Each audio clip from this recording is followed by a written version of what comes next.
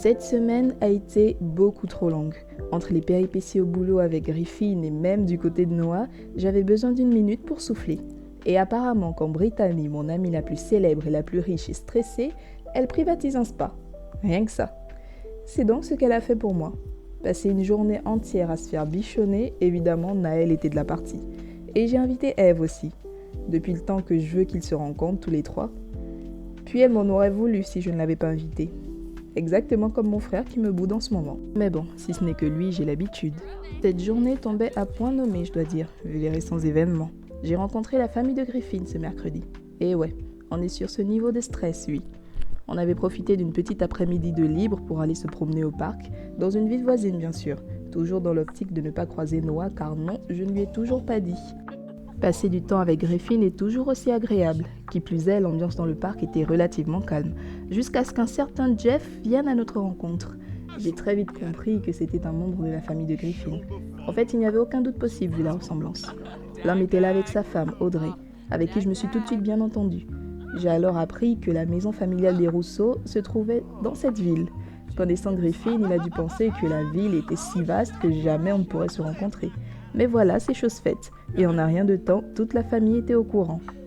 On s'est littéralement fait alpaguer. En fait, je n'ai même pas eu le temps de comprendre quoi que ce soit qu'on était déjà sur la propriété Rousseau. Je pense bien n'avoir jamais vu autant de roux de ma vie. Il y en avait partout. Des grands-mères, des tantes, des cousins, des oncles, des nièces. C'était un traquenard et je suis tombée les 2 pieds dedans. Comme une bleue. Mon après-midi en amoureux a alors pris une tournure à laquelle je ne m'attendais pas le moins du monde. Et à cette partie du récit, Naël n'a pas hésité à me rappeler que tout ceci ne serait jamais arrivé si j'avais simplement parlé à Noah de ce que je vis en ce moment. Eve, qui prenait un peu l'histoire sur le tas, vu que je ne lui ai pas mentionné Griffin auparavant, attendant que ce soit un peu plus sérieux, a évidemment été du même avis. C'était à n'en point douter une fête de famille. J'y ai même reconnu Céleste. C'était assez rapide vu qu'elle était la seule non rousse. Je comprends maintenant pourquoi ça la complexe autant. De peur que je sois mal à l'aise, Griffin n'a pas arrêté de me dire que si je voulais partir, je n'avais qu'un mot à dire. En temps normal, j'aurais saisi cette chance et serais partie en courant. Mais si j'aspire à du sérieux avec lui, m'enfuir maintenant ne fera que me compliquer les choses plus tard. Alors j'ai été courageuse et me suis mêlée à la foule. Tout le monde connaissait tout le monde, et j'avais un peu l'impression d'être la pièce rapportée qui essaye de s'intégrer. Et en soi, je n'étais pas si loin de la vérité. Même si ce n'a pas été simple, j'ai retenu la moitié des prénoms, minimum. Déjà, on était à l'anniversaire de Julia, la plus jeune fille de Daniel, le grand-père de Griffin.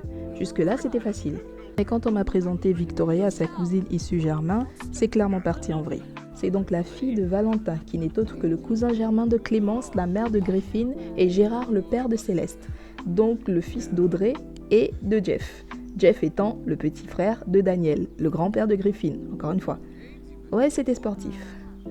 J'ai vite arrêté de chercher les liens entre eux pour essayer de me rapprocher de Clémence. Ça n'a pas été aussi difficile que je le pensais. Elle était exactement comme son fils, à savoir simple, sympathique, drôle, douce même. J'étais parfaitement à mon aise avec elle, et je crois pouvoir dire que le courant est super bien passé. Ce qui a commencé comme une torture s'est révélé être plutôt bien, ma foi. On a déjeuné, dansé, rigolé. En partant, je n'avais plus l'impression d'être une inconnue. Et je crois même que Griffin ne sait pas à quel point. Victoria m'a livré bien malgré moi pas mal de petits secrets. Au début, je ne voulais pas écouter. Mais quand j'ai entendu qu'Audrey, la femme de Jeff, avait eu une liaison avec Daniel et que Julia en était le fruit, je n'ai pas pu m'empêcher de tendre l'oreille. Ça me paraissait invraisemblable. Julia avait quasiment le même âge que Victoria, donc bien plus jeune que Griffin. Alors la liaison avait été assez récente. Pourtant, on n'aurait pas dit. Ils semblaient tous bien s'entendre. C'est elle qui m'a fait remarquer que Jeff et Daniel ne restaient jamais seuls tous les deux, car Jeff n'avait jamais pardonné à son frère cet affront. Et avec Audrey, il semblait toujours sur ses gardes. Et c'est dans ce climat étrange que Julia évolue, étant à la fois la belle-fille et la nièce de Jeff. Savoir tout ça m'a mise très mal à l'aise, mais maintenant que je le sais, je peux difficilement faire semblant de ne pas le savoir. Par contre, là où j'en voulais un peu à Victoria de m'avoir mise dans la confidence, Brittany la remerciait vivement. Si les tabloïds savaient à quel point elle était fan de potins, dis donc. Même Naël n'aurait pas imaginé un rebondissement pareil. Et Eve aussi en était bouche bée. Bizarrement, je n'ai eu aucun mal à le leur raconter, alors qu'il ne s'agit même pas de ma propre histoire. Normalement, j'en aurais parlé avec Griffin, mais est-ce que ça ne le mettra pas mal à l'aise ? J'en suis certaine.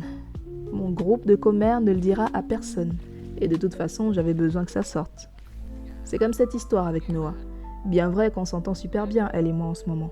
Mais de là à me raconter la dispute qu'elle a eue avec Jeb, c'est qu'elle en avait vraiment gros sur le cœur. Et ce, même après avoir passé le week-end avec Lohan, qui a sans doute été mise au parfum et a à coup sûr essayé de lui remonter le moral du mieux qu'elle pouvait. Jeb a donné rendez-vous à Noah après les cours vendredi. Ils ont eu une longue discussion où tout a été mis sur la table. Jeb a expliqué que Luna lui avait menti. Il pensait que toute son équipe de foot serait là et l'attendrait, pas qu'il serait seul avec elle. Noah aussi a éclairci le fait qu'Hector les a trouvés sur les lieux, alors qu'elle était seulement venue avec Lohan. Des promesses ont été faites, des larmes ont coulé, mais apparemment ils se sont réconciliés. Je me demande si ce n'est pas un peu trop facile. Noah, même si elle ne le montre pas, a été énormément secouée par cette histoire. Elle en faisait des nuits blanches carrément. Alors est-ce que tout va vraiment bien? Ça j'en doute. Mais ce que j'ai compris dernièrement, c'est que je ne peux pas lui éviter toutes les peines du monde, malheureusement. Certaines expériences doivent être vécues par elle-même, pour comprendre. Elle va d'ailleurs rigoler en disant que pour des adolescentes, elle vivait déjà beaucoup trop de choses, et cela en faisant référence à Lohan, son petit ami Malcolm, et à Duhan, le petit garçon avec qui Noah et elle sont amis depuis l'enfance. Dire qu'elle pense être discrète. Mais on est passé par là, nous aussi. On sait de quoi il s'agit.